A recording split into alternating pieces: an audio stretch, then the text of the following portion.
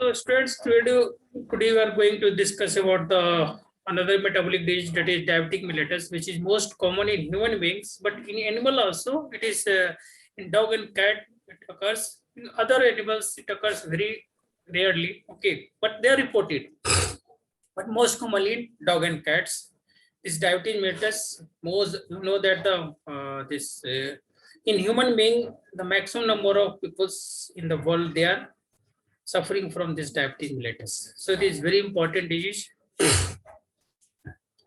If you define the diabetes mellitus, then you find that this diabetes mellitus is a group of disease which is characterized by high level of blood glucose. Blood glucose level is high due to deficiency of insulin production or its action or both. So either production insulin production में defect हो या फिर उसके action में defect हो, और दोनों हो सकते हैं. So this is diabetes mellitus. If you elaborate this definition, then you find that the metabolic disorder which is associated with the chronic hyperglycemia with disturbance in carbohydrate, fat and protein metabolism resulting from defective insulin secretion, insulin action or both. Okay. So long-term effect of this diabetic mellitus is that this dysfunction of various organ of the body. अगर ज्यादा दिन तक अगर diabetes mellitus है, अगर कोई hyperglycaemia बहुत दिन तक है, तो बहुत सारे डिस्फंक्शन हो जाएगी बॉडी के डिफरेंट ऑर्गन की. क्यों होगी हम आगे डिस्कस करेंगे. Okay. If you see the action of this insulin and glucagon, know that they are antagonist. Insulin and glucagon, their function is antagonist. When glucose level is high, then insulin is secreted from this iris of Langerhans of pancreas, and they act on liver and muscles, and they insulin participates in entry of the glucose into the cells. Insulin is required for entry of the glucose into the cells. So both liver and muscles, this glucose is entered into the cell, and after that, they are converted into glycogen. Okay, so glucose is stored in the form of glycogen in liver and muscles with the effect of insulin, under influence of insulin. And after that, when you just you take in meal, then the glucose level will be high. So that will convert into this glycogen. But after fasting 4 or 5 hours or 2 or 3 hours, can say, the again glucose level comes down. Then the secretion of glucagon is there, and this glucagon acts on this liver, not on muscle, only in liver. Okay, glucagon acts on liver. Epinephrine hormone acts on muscles. Okay. So glucagon acts on liver glycogen, and it converts glycogen into glucose, and from there they distributed into blood and different parts of the body. So this is a normal mechanism. So insulin and glucagon, they are acting, but here you must remember that the glucagon only acts on liver glycogen, not on muscle glycogen. For muscle glycogen, epinephrine hormone is there. Okay.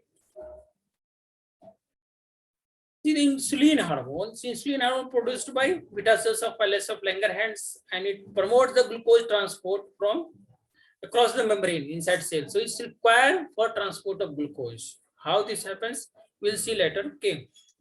So here just like unlock the door for glucose entry into the cell, and just after meal, what happens that the it is secreted to stimulate the formation of glycogen from the glucose. Okay, and it inhibits the gluconeogenesis, because इसका function ये है कि glucose के level को, blood glucose level को कम करना. तो blood glucose level कैसे कम होगा? Either to increase the metabolism of glucose, either by glycolysis, but cell has limitation. Glycolysis ज्यादा करके कहाँ से नहीं कर पाएगा. एनर्जी जो प्रोड्यूस होगा, जितनी नीड है सेल की उतनी ही करेंगे. So excess of that glucose will convert into glycogen. और ग्लूकोनियोजेनेसिस नहीं होने देगा, इनहिबिट करेगा. क्यों? क्योंकि ग्लूकोज की जरूरत नहीं है, क्योंकि हाई ग्लूकोज पे ही सिक्रेट होता है. जब ग्लूकोज लेवल हाई है तो फिर ये ग्लूकोनियोजेनेसिस नहीं होने देगा. And then enhance the fat deposition in adipose tissue. Always anabolic effect है. ओके, सो फैट डिपोजिशन को बढ़ाता है. इन फास्टिंग स्टेज, अगर आपका फास्टिंग है, in that case what happens, counter regulation is there, glucagon is secreted. अगर आपने कुछ खाया नहीं, glucose level is low, then glucagon will secreted and stimulate the conversion of glycogen to glucose. And अगर आपको फास्टिंग है, in that case glucose is not there, अगर fasting कर रहे हैं तो क्या होगा कि कुछ देर बाद glucagon sorry glycogen also depleted out, then lipid will act as a protein acts as a source of energy. So lipolysis and proteolysis will occurs fasting. Last class we discussed in about this in ketosis, that when glucose level is low, then body shifted metabolism towards the lipolysis or proteolysis, most commonly lipolysis. Okay, symptom in diabetic mellitus is that is thrust क्यों होता है? Polyuria is there, burning, blurring vision, and weight loss. First of all, see the why the thrust is there or polyuria is there. Polyuria is there. Note down why polyuria occurs in diabetes mellitus. So this is a question: why polyuria occurs in diabetes mellitus? Okay, the answer is that anyone can say. कोई जानता है why polyuria is there? No one. Glucose का concentration जब blood में threshold से ज्यादा होता है, उसको एलिमिनेट करने के लिए बार बार मतलब polyuria. No, not like this. Actually, the glucose concentration की दो तीन चीजें हैं. Okay, note it down. Normal blood glucose level is 80 to 120. So normally nowadays is 100, you can say, but it's 80 to 120 is normal blood glucose. 140 is the sorry now okay 140 if you go for that random sampling. Go for random sampling, blood glucose दो तरह के sampling करते हैं ना glucose के लिए, एक random करते हैं और एक फास्टिंग करते हैं. Fasting is below 120 and the random sampling 140. Okay, 140 and 180 is the renal threshold level. अगर ग्लूकोज लेवल 180 से अबव है ब्लड में तो क्या होगा, वो रीनल थ्रेशोल्ड लेवल, उसके बाद वो यूरिन में आना शुरू हो जाएगा. अगर यूरिन में आना ब्लड ग्लूकोज शुरू हो गया, then what happens, the urine will be more concentrated, the osmolarity of the urine is more concentrated than glomerular filtrate, जो जिससे फिल्टर होके आता है, जो आप देखिए नेफ्रॉन के डिफरेंट पार्ट में, तो ऑस्मोटिक जो फिल्ट्रेट है उसकी ऑस्मोलिटी ज्यादा हो गई विथ रिस्पेक्ट टू से ब्लड, वो वाटर को पुल करेगा, उल्टा पुल करेगा. चलिए क्या होता है आप याद कीजिए, after glomerular filtration there is reabsorption in different parts of the nephron, है ना.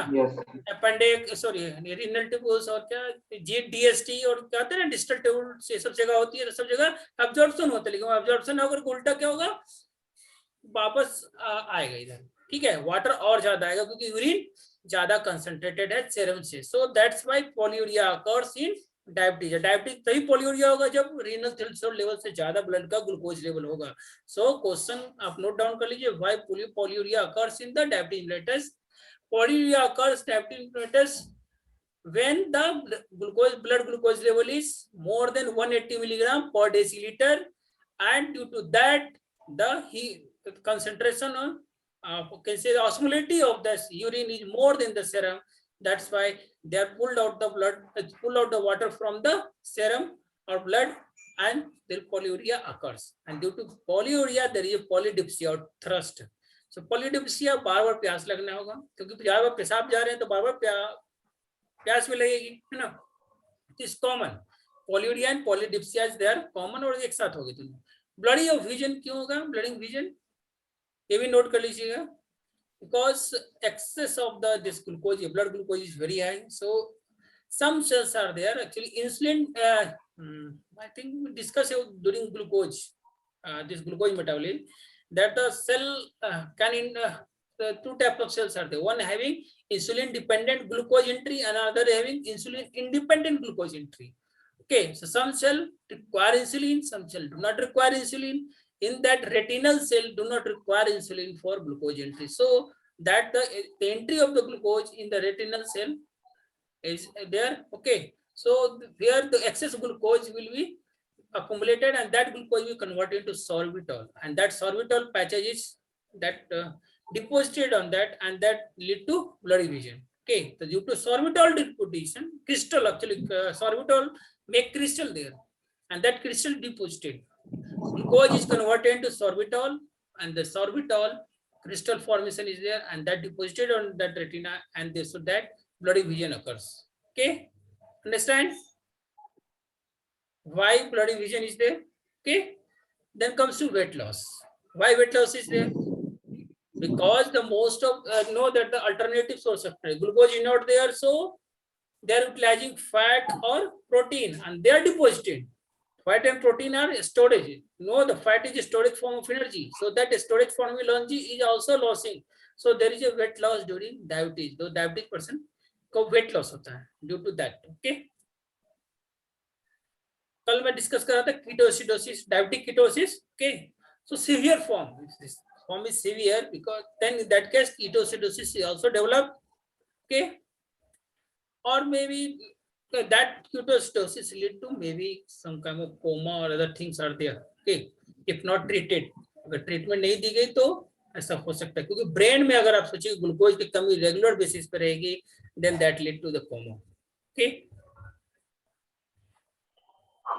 और मे बी अगर सिम्टम नहीं है तो भी कुछ आपको सिम्टम इस तरह के नर्वाइन सिम्टम आपको दिखेंगे. Okay.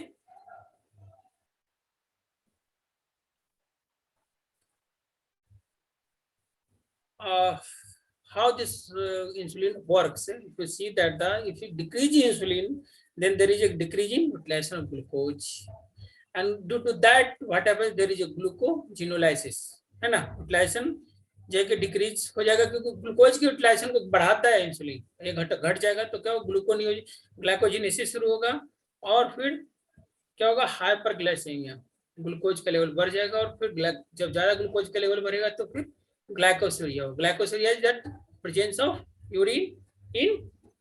presence of glucose in urine. So that is glycosuria, and that osmotic diuresis, that is जो आपको polyuria मैंने बताया. Okay, and that lead to polyuria. Polyuria होगा तो फिर क्या होगा, electrolyte imbalance होगी. Due to polyuria there is a electrolyte balance imbalance and then polydipsia. Polydipsia का मतलब thirst, बहुत ज्यादा प्यास लगना. Okay. Then comes to protein metabolism. Insulin protein metabolism को बढ़ाता है बिकॉज रिक्वायर ग्लूकोनेओजेनेसिस के लिए प्रोटीन चाहिए. So there increase the catabolism of protein, that is a degradation of protein and that lead to the formation of glucose, that is increasing the gluconeogenesis process from, that is synthesis of glucose from amino acids, and again hyperglycemia is there and weight loss and fatigue. weight loss होगा क्योंकि protein body से निकल रहा है. then comes to fat metabolism. Insulin metabolism, insulin की कमी से there is लैपोलाइसिस.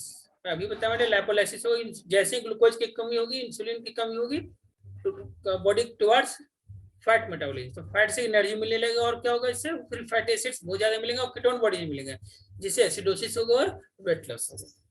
कीटोसिडोसिस and weight loss. Okay. If you come to types of diabetes, then two types of diabetes is type 1 और type 2. Type 1 is also called as insulin dependent diabetes mellitus or juvenile diabetes. जुवलाइन मतलब क्या, generally बच्चों में कर सकते हैं, human के aspect में बता रहा हूँ.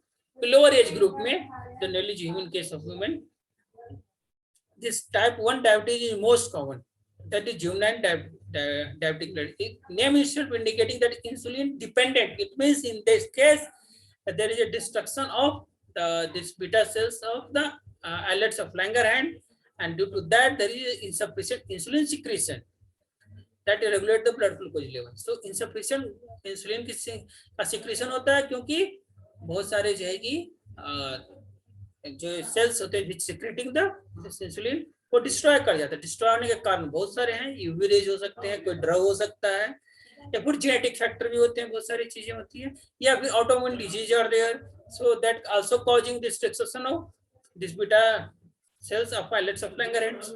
Okay, and it most occurs only in the children or adult, we can say most commonly होते हैं early age में, younger one में ज्यादा होते हैं type 1.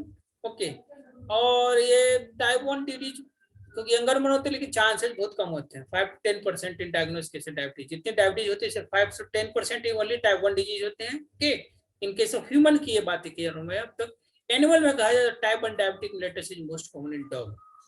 डॉग में टाइप 1 ही डायबिटिक मेलिटस होता है. उसमें अगर आपकी डायबिटीज हो गई डॉग में तो आपको उसको इंसुलिन देना ही होगा और कोई उपाय नहीं, या कुछ आप दूसरे ड्रग दे सकते हैं, बट जो उसका ट्रीटमेंट होगा टाइप 1 का होगा डॉग में. ओके, तो डॉग में जो डायबिटिक मेलिटस होती है वो टाइप 1 डायबिटिक मेलिटस होता है.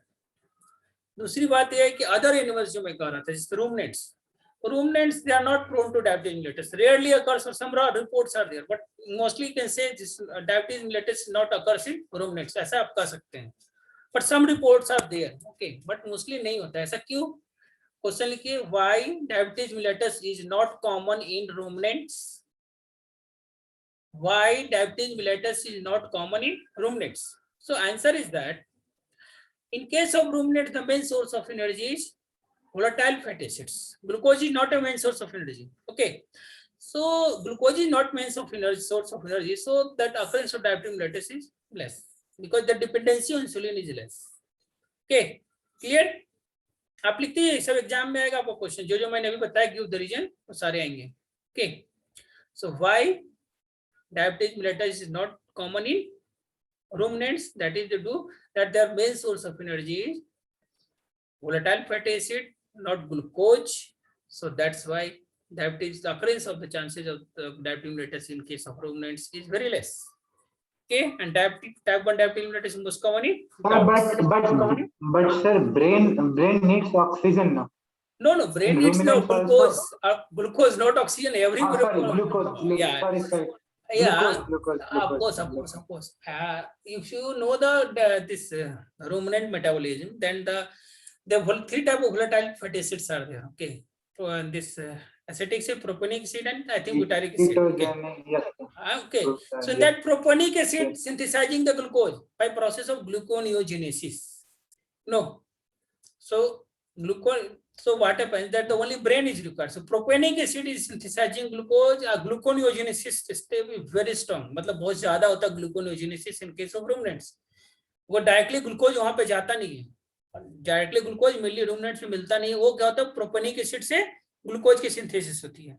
क्योंकि जो भी feed stuff है, जो भी आप खिला रहे हैं carbohydrate, that is converted into volatile fatty acid in ruminant itself.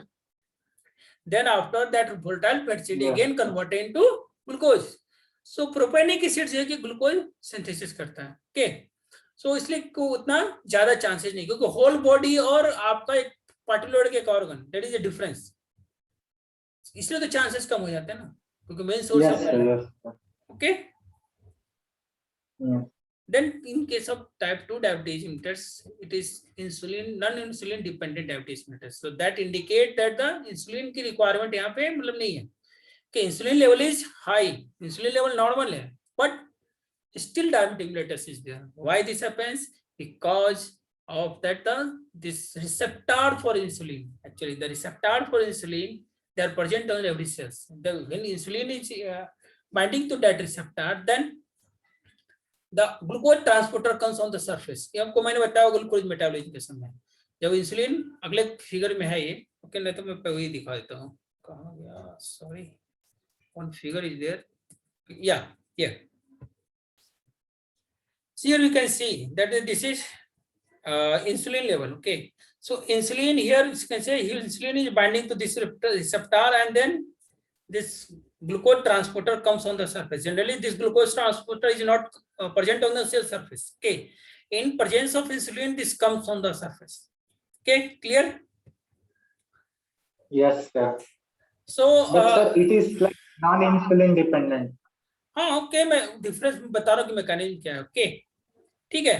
तो इस तरह से इंसुलिन की रिक्वायरमेंट होती है. ओके, और देन इस ग्लूकोज ट्रांसपोर्टर से सरफेस पर तो ग्लूकोज की एंट्री सेल के अंदर होती है. ओके, ये चीज होती है. तो आप देख रहे हैं क्या कि इंसुलिन जो ये केसेज है, इंसुलिन डिफिशियंसी केसेज में क्या हो रहा है, receptor are present but insulin is not there, so activation is low. अगर दोनों एक्टिवेट हो जाए तो दो ग्लूकोज ट्रांसपोर्टर आते हैं तो ज्यादा ग्लूकोज की एंट्री होती है. बट यहाँ क्या हो रहा है, कम हो रहा है ग्लूकोज की एंट्री, है ना. ऐसा नहीं होता कि इंसुलिन एकदम खत्म हो जाएगा बॉडी से. इंसुलिन की कमी होती है, ग्लूकोज की एंट्री होती है, नहीं कि 100% खत्म हो जाएगा. बात समझ रहे हो? ज्यादा अगर होगा तो ज्यादा रिसेप्टर से बाइंड करेगी और ज्यादा ग्लूकोज की एंट्री सेल के अंदर होगी. So cell will utilize the glucose. In type 2 cases में क्या हो रहा है कि दोनों इंसुलिन सफिशिएंट, सो दोनों रिसेप्टर से बाइंड कर रहा है, बट क्या हो रहा है यहाँ पे कि ये प्रोसेस इन रिस्पॉन्सिबल, मतलब बाइंड करने से ये एक्टिवेट नहीं हो रहा. Insulin receptor is not activated, due to that this is not open. Actually ये ओपन नहीं हो पाया, सेल सरफेस पे नहीं आ पाया और ग्लूकोज की एंट्री नहीं हो पाती है.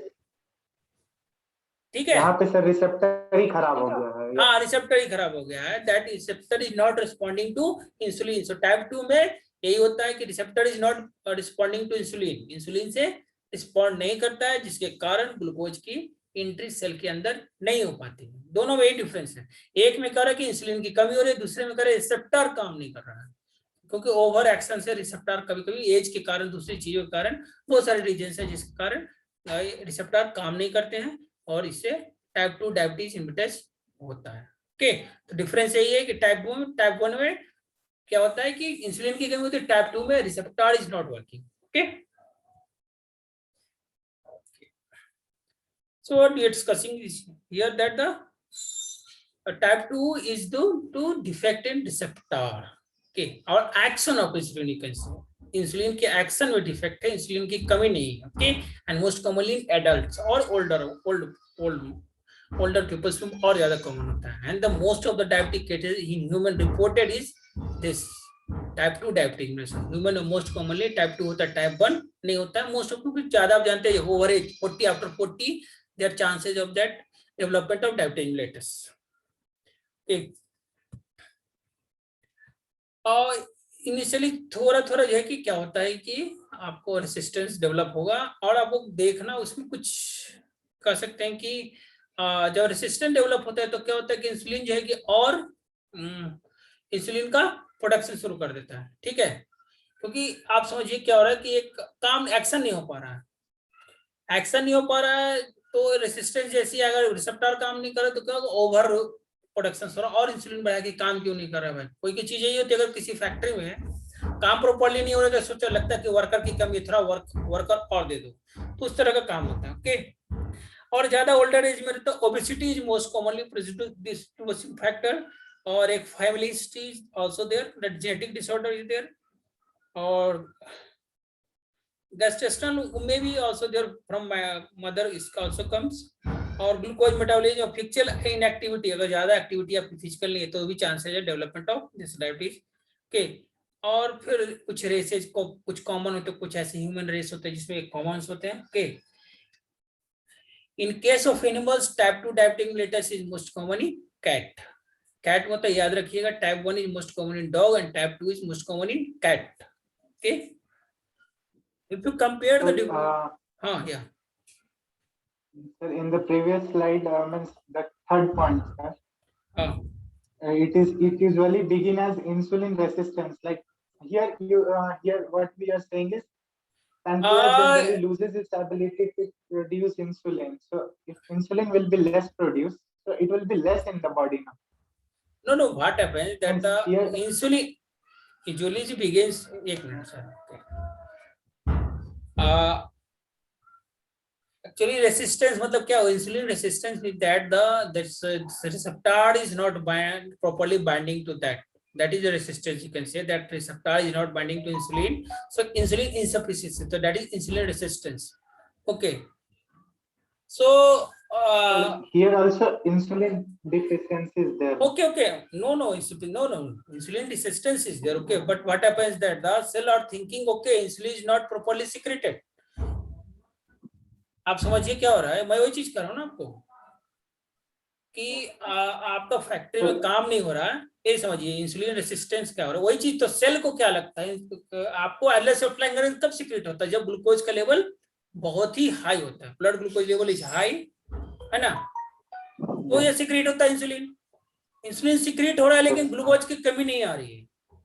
सो पैंक्रियाज को क्या लगता है कि लगता है कुछ और सीक्रेट करना पड़ेगा, कुछ ज्यादा ग्लूकोज है तो और सीक्रेट करता है, तो इंसुलिन लेवल राइज हो जाता है। और इसी तरह से क्या होता है कि उसी तरह से पैंक्रियाज है कि लॉस कर जाता है अपनी एबिलिटी को तो इंसुलिन प्रोड्यूस कर सके उसको ज्यादा। जैसे आपने थायराइड में देखा होगा, आपको याद होगा थायराइड आप लोग स्टडी किए होंगे, जो ग्वाटर होती है, ग्वाटर केस में यही चीज होता है ना कि आपका प्रोडक्शन हो रहा होता है लेकिन वो आपको due to iodine deficiency produce नहीं कर पा रहा, टीएसएच आ रहा है लेकिन T3 T4 सीक्रेट नहीं होता, टीएसएच बार-बार स्टिमुलेट कर रहा होता है ना थायराइड ग्लैंड को, इसके कारण से आप देखते हो हाइपरट्रॉफी हो जाती है और आप लोग ग्वाटर बोलते हैं, ना। तो उसी तरह से यहाँ भी हो रहा है कि इंसुलिन काम नहीं कर रहा है, प्रोड्यूस तो हो रहा है, तो क्या एल्लोसेफ्लाविन क्या लग रहा है कि इंसुलिन की कमी है और अगेन वो सीक्रेट, क्योंकि वो रिस्पॉन्ड करता है ग्लूकोज लेवल पे, glucose level still high, insulin secret हो रहा है but glucose level still high. Okay, clear? And final, yes sir, and finally मतलब वो इंसुलिन पैनक्रियास भी अपना काम करना बंद कर देता हाँ हाँ, क्योंकि आप समझिए ओवर अगर आपको प्रोडक्शन होता रहेगा तो क्या होगा, उसके काम करना बंद कर देगा ना, धीरे धीरे कमी आ जाएगी। ओके है। Yes sir. Okay, if you differentiate between this type 1 and type 2, to find that the type 1 is most sudden onset, sudden होता है, और gradually type 2 gradually होता है। डिफिशियंसी सडन होती है और ग्रेजुअल मतलब धीरे धीरे होगा टाइप 2, और ये अकरेंस होता है टाइप 1 का 5 to 10%, टाइप 2 का 90 to 90%। टाइप 1 में सिम्टम्स आर सीवियर होता है और टाइप 2 एसिम्प्टोमेटिक भी हो सकता है, क्योंकि सारे रिसेप्टर वन कुछ तो रिसेप्टर काम करे होते हैं, सो उतना पता नहीं चलता है। Okay, weight loss most common है टाइप 1 में, और वेट लॉस नहीं भी हो सकता है टाइप 2 में, जरूरी नहीं है कि हो भी सकता है। ओके, और इसमें वेट लॉस होने का लीन हो जाता है, इसमें ओबेसिटी होने के चांसेस भी आते हैं, हो सकता है ज्यादा, टाइप 2 में हो सकता है कि थोड़ा मोटापा भी आ जाए। Ketosis is common in case of type 1, type 2 में कीटोसिस नहीं होती है जनरली, क्योंकि स्टिल मतलब वर्क करते रहते हैं। ओके, बहुत ज्यादा डिफिकल्ट केस है, ग्रेजुअली क्योंकि डेवलप हो रहा है, बहुत दिन लगेंगे ये सारे सिम्टम आने में। और टाइप 1 में क्योंकि इंसुलिन की कमी तो डायरेक्टली तुरंत हो जाएगा। सी पेप्टाइड एक्चुअली क्या होता है कि इंसुलिन का अगर आप जब सिंथेसिस होती है ना, तो उसमें 3 होते हैं, ए और बी और सी, जब सिंथेसिस होता है तो आफ्टर, क्योंकि आपको याद हो कि प्री फॉर्म होती है ना कोई भी चीज, जो जाइमोजन फॉर्म करते हैं जैसे प्री फॉर्म, तो प्री फॉर्म जो होता है वो ए बी सी 3 तरह के चेन होते हैं, और सी पेप्टाइड अलग हो जाता है ड्यूरिंग मैचुरेशन, जब वो एक्चुअल इंसुलिन आता है तो उसमें सी पेप्टाइड अलग हो जाता है। तो सी पेप्टाइड आपको नहीं मिलेगा और इसमें सी पेप्टाइड डिटेक्ट होंगे। ओके, जनरली आप देखे होंगे कि अल्फा चेन और बीटा चेन ही होता है, सॉरी ए और बी चेन होता है, सी चेन आपने नहीं देखा होगा, स्ट्रक्चर इंसुलिन का हो तो सी चेन में एक्चुअली सी चेन जो होता है वो ड्यूरिंग प्रोसेस रिमूव हो जाता है। सी पेप्टाइड का डिटेक्शन मिलता है टाइप 2 में, टाइप 1 में नहीं मिलता है। ऑटोइम्यूनिटी के चांसेस ज्यादा हैं, बिल्कुल हो सकते हैं, क्योंकि ऑटोइम्यूनिटी से जो आइलेट्स ऑफ लैंगरहैंस के सेल्स वो डिस्ट्रॉय होते हैं। ऑटोइम्यूनिटी के इसमें मार्कर के प्रेजेंट नहीं मिलते हैं, जनरली ऑटोइम्यूनिटी के चांसेस इसमें कम रहते हैं। Okay, family history is uncommon, इसमें फैमिली हिस्ट्री कॉमन होता है, मतलब जो फादर को है तो बच्चे को भी हो सकता है। इसमें मोनली यंग में होता है, इसमें ओल्डर में होता है। इसमें एनिमल के case most common in dog and type 2 most common in cats. Okay sir यहाँ पे सेकंड वाले में most common in cat dog लिखा हुआ है। अच्छा, वो बातें चेंज कर लीजिएगा। Okay, so most common in category type 2। Okay, so by mistake is there. Sir okay, which is more dangerous? No dangerous नहीं होता actually, most common in cat. Animal में क्या, ह्यूमन में आपको दोनों अकरेंस होती है, but in case of animal dog में टाइप 1 होता है और कैट में टाइप 2 होता है। Okay, clear? Yes sir. ये आपको बता दिया मैंने। Then how can you diagnose this? The first is the blood glucose level. Blood glucose level is most important parameter to diagnose diabetes mellitus. So find that the normal fasting blood glucose level is then 120. 120 से कम होता है fasting, जो अगर आपको glucose level जब estimate करना होता है डायबिटीज के, 2 टाइम लेते हैं, एक लेते हैं फास्टिंग, दूसरा लेते हैं पोस्ट पैरेंडियल, दैट इज पीपी कहा जाता है, फास्टिंग एंड पीपी लीजिए। ओके, तो fasting is mainly below 120 and PP is below 140 and third is renal threshold level, that is 180 most common. तो ये 3 डाटा आप याद रखिएगा, renal threshold level blood glucose level is 180 milligram and PP is 140 and fasting glucose is below 120. Okay, सब below होते हैं, इससे level से कम होते हैं। यूरिन जनरली जो है कि in urine glucose is absent and presence of glucose in urine is that lead to that there is increase in blood glucose level. Causes में भी कुछ भी हो सकता है, cause उसमें डायबिटीज वन cause है। Okay, तो ज्यादा ब्लड ग्लूकोज लेवल अगर 180 से ज्यादा यानी कि रीनल थ्रेशोल्ड लेवल एक्सीड किया है तभी यूरिन में ग्लूकोज आएगा, अदरवाइज नहीं आएगा। ओके, एंड उसके लिए हम लोग बेंडिक टेस्ट करते हैं, हम लोग किए हैं बेंडिक टेस्ट, हम लोग किया है detection of glucose in urine. Then other test are glucose tolerance test. First is the oral glucose tolerance and second is intravenous glucose tolerance test. सिर्फ इंसुलिन ग्लूकोज के कहने से इंसुलिन क्या कर सकते हैं, वो डायबिटीज है कि नहीं ये नहीं कर सकते हम, उसके लिए हमको ग्लूकोज टॉलरेंस टेस्ट करना पड़ेगा। तो ओरल ग्लूकोज टॉलरेंस टेस्ट में क्या करते हैं, डॉग को ओवरनाइट 12 आवर फास्टिंग स्टेज में रखते हैं, at least 12 hour. Okay, and then orally we are giving glucose bolus for 4 gram per kg body weight. Okay, in 58% weight by weight solution में देते हैं। ओके, आप उसको खिलाइए। Then blood and urine are collected at 30 minute interval, 30 minute के interval पे उसको collect करेंगे एटलीस्ट फॉर 130 मिनट्स, यानी कि 3 आवर्स, 3 घंटे के लिए। तो आप सोचिए कितनी बार हो गया, 30 मिनट के इंटरवल पे आप गए तो 6 time this it will be collected. Okay, and then estimated their blood is estimated, blood glucose estimation both blood और यूरिन में होगा। तो आप क्या देखिएगा, ये देखिए इस नॉर्मल, ये आप देखिए यहाँ के स्टेज में, तो आप क्या पा रहे हैं कि फास्टिंग 80 से 120 हो सकता है। तो आपको देख रहे हैं कि 80 से 120 है। ओके, फास्टिंग स्टेज इनिशियली यहाँ पे आप देख सकते हैं 80 से 120, 80 से स्टार्ट हुआ and then reach to peak 140 peak गया, दैट इज नॉर्मल। ओके, जब आप कुछ खाए, जब आपने उसको दिया ग्लूकोज तो वो 140 तक गया, that is peak point, and then within 2 hours again comes to normal, again normal आप हो गया। ओके, सो ये आपको नॉर्मल केसेज में होगी और यूरिन में कुछ भी डिटेक्ट नहीं होगा। So this is a normal process. तो आप कह सकते हैं कि नॉर्मल है। अगर डायबिटीज केस होगी तो क्या होगा, that normal glucose level above 20 to 40, just double हो गया, पीक चला जाएगा 240-250, और वो नॉर्मल 2 घंटे में होगा ही नहीं, वो आपको 200 से हो, that indicate the diabetes. Okay, तो ये आपको कितना सीवियर है उससे ग्राफ से पता चलता है। अगर बहुत ज्यादा सीवियर है तो ये बहुत टाइम लेगा। ओके, और कम सीवियर है तो कम टाइम लेगा। क्लियर? तो इससे आप डिटेक्ट कर सकते हैं कि डायबिटीज है कि नहीं, क्योंकि आपने ग्लूकोज दिया और कितनी देर में वो खत्म होता है। जनरली 2 आवर्स में विद इन नॉर्मल लेवल्स आ जाते हैं। अगर आपने ग्लूकोज एक बार ऑब्जर्व कर लिया, बॉडी को दिया तो 2 घंटे में नॉर्मली हो जाती है। ओके, लेकिन ऐसा नहीं होता है, that indicates diabetes mellitus। Okay,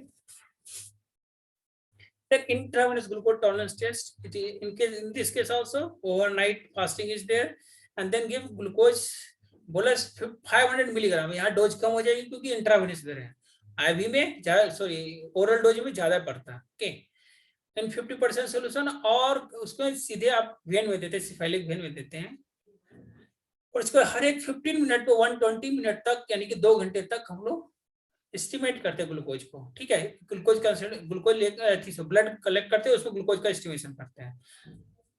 ठीक है, तो उसमें आप देखिएगा अगेन आपको डिफरेंट लेवल ऑफ ग्लूकोज दिखेगा, वहां भी आपको विद इन जो होती है 2 घंटे में नॉर्मल आना चाहिए, नहीं आता है that indicate diabetes. Okay, then आता है insulin tolerance test. Insulin tolerance test तो ग्लूकोज इंटॉलरेंस यहाँ पे दिख रहा है। ग्लूकोज तो इंटॉलरेंस का मतलब यहाँ पे ये भी इंडिकेट नहीं हो रहा है कि सिर्फ ग्लूकोज की इंटॉलरेंस है बॉडी में, यानी कि ग्लूकोज जल्दी नॉर्मल ही नहीं आ रहा है, that is the one case. But insulin का रियली क्या ये डायबिटिक टाइप 1 है कि टाइप 2 है, डिफरेंशिएट नहीं कर पा रहे हैं, क्योंकि दोनों केसेज में इंसुलिन ऐसा ग्लूकोज का लेवल हाई रहता है। अगर डिफरेंशिएट करना है टाइप 1 और टाइप 2 को, तो we have to do insulin tolerance test. Insulin tolerance test से डिफरेंशिएट हो जाता है कि टाइप 1 है कि टाइप 2 है। ओके, तो टाइप 2 में यहाँ क्या करते हैं, overnight again fasting is there, and then 0.1 unit crystalline zinc insulin per kilogram body weight दिया जाता है। ठीक है, और फिर ब्लड यूरिन सैंपल कलेक्ट किया जाता है, साथ में वो भी दिया जाता है, सॉरी मैं भूल गया, साथ में आप जो है कि इसको ग्लूकोज भी दीजिएगा, इसमें शायद लिखा नहीं है। ओके, ठीक है, फास्टिंग के बाद इंसुलिन भी दिया जाता है और ग्लूकोज भी दिया जाता है, और ब्लड और कलेक्ट किया जाता है वही 30 मिनट पे 138 मिनट तक, और फिर ब्लड ग्लूकोज एस्टिमेशन किया जाता है। तो आप क्या पाइएगा कि ब्लड ग्लूकोज जो है कि आपको फास्टिंग जो है वो आपको 230 मिनट में रिटर्न नॉर्मल हो जाएगा, जैसे दीजिएगा वो नॉर्मल आ जाएगा 20 से 30 मिनट में। जैसे यहाँ देखिए क्या हो रहा है, ये जो आप देख रहे हैं कि ये आपका ग्लूकोज नॉर्मल गया, ठीक है, 50% तक, 100% से 50% कुछ समय में आके नॉर्मल हो जाता है। ओके, लेकिन इंसुलिन रेसिस्टेंस के केस में क्या होता है कि आपका देख रहे हैं किस तरह की थोड़ा आया, फिर आने के बाद जैसे इंसुलिन खत्म हुआ फिर से अप लेवल पर चला गया, लेकिन मेंटेन रहा, ऊपर ही रह गया, नीचे नहीं आ पाया। दैट इंडिकेट कि that is insulin intolerance, insulin resistance is there. If some hypoglycemic effect is there, that indicate insulin unresponsiveness. तो यहाँ पे इससे डिफरेंशिएट ये हो जाता है कि ये टाइप 1 है कि टाइप 2 डायबिटीज। अगर इंसुलिन रेसिस्टेंस है और हाइपोग्लाइसेमिक दोनों में अंतर है। इंसुलिन रेसिस्टेंस में क्या होगा, फिर से आपको नॉर्मल हो जाएगा, हाइपोग्लाइसेमिक में क्या होगा, ग्लूकोज लेवल कम हो जाएगा। So indicate this is type 1 and this is type 2 diabetic mellitus. We can differentiate between these two, type 1 and type 2. Clear? So type 2 will show insulin resistant and type 1 will show hypoglycemia. हाँ, no, type 2 में insulin resistance and